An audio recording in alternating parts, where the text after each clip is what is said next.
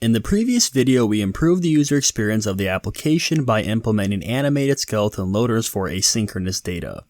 In this video, we're going to add route transitions and page metadata. So here in the completed application, when we switch to a new page, we have a nice fade out of the current page and then the fade in effect for the new page. So let's add this to our application. Here inside of the app.vue file is where we're going to set up the route transitions. Now, to properly transition the route, we're going to be using the transition component, which we've already seen here within this series. Now, you might think that we just need to wrap our router view tag here inside of the transition component, but that's actually not how it works. So what we need to do is remove the self-closing tag here from the router view, and we want to give it a closing tag.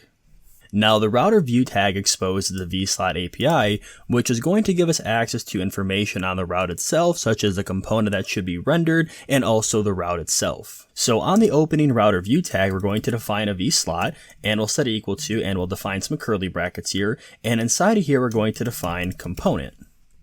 Now, the reason why we need this is because we're going to be using what is called the meta component to dynamically render in the correct component based on the route that is requested. So within the router view tag, let's define our meta component, which is just going to be component here. Now, this accepts a isProp, which is going to render in the component that is set here inside of this prop. So what we want to do is use a colon here to bind this isProp to the value of the component that's here inside of our vSlot. And now that we have this set up, we can actually wrap this meta component inside of a transition component. And what's going to happen is each time this isProp changes here, it's going to fire the entering and leaving transitions, which will allow us to animate the current route. So let's highlight this meta component, and then we're going to wrap it with a transition component. And on the transition component, we're going to define a few props. So the first one's going to be a name prop here, and we're going to set this equal to page. And we're also going to set a mode prop, and we'll set this to out-in. And then within the style tag, we want to target the classes that the transition component is going to expose to transition our route. So first off, we're going to remove this lang and also the scoped here on our style tag. And then within the style tag itself, I'm going to paste in some selectors. So to control the duration of this transition, we have two classes which we're grouping together of page interactive and page leave active.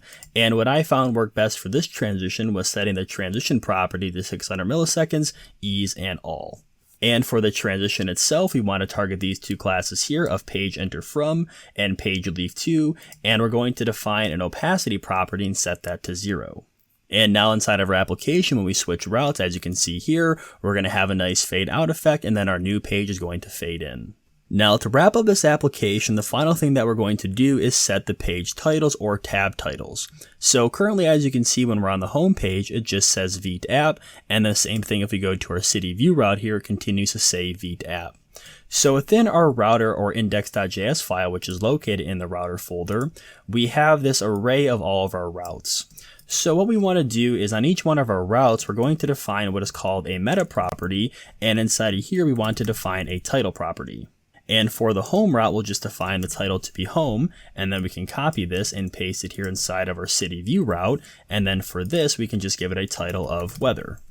So with this added, we actually need to use a method that is available here on this variable of router, and it's called before each. So beneath our router here, we're going to target this variable of router, and we're going to use a method called before each.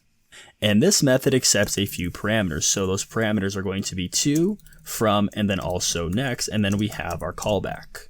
So what this method allows us to do is target the route before we enter it. And what we want to do before we enter the route is set the page or tab title. And we're going to do this by targeting the document, and then we'll say title, and we'll set this equal to, and we're going to use backticks because we're going to be doing some interpolation.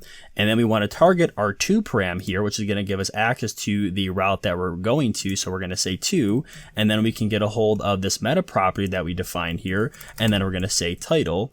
And then after this on each page, you want to hard code in here, we'll say the local weather.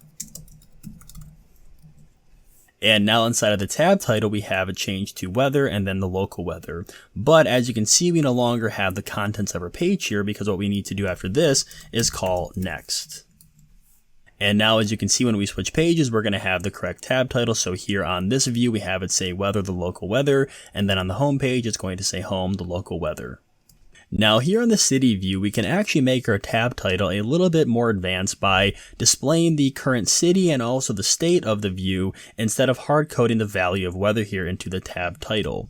Now to do this, we're going to be using what is called a conditional operator. So where we're outputting this 2.meta.title, we first want to make a check to see if we have the param of state and city on that particular route that we're going to. So what we're going to do is we'll reference our tube param, and on here we have a property of params, and then we want to look for the param of state.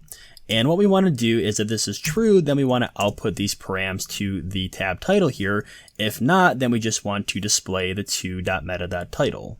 So if this param does exist on the route, then what we want to do is we want to output those params to the tab title. So what we're going to do is some interpolation within here. So we're going to output the city param followed by the state param if this is true. If it's not true, then we're just going to output the 2.meta.title. And inside of the tab title, we now have the city followed by the state and then the hard-coded value of the local weather.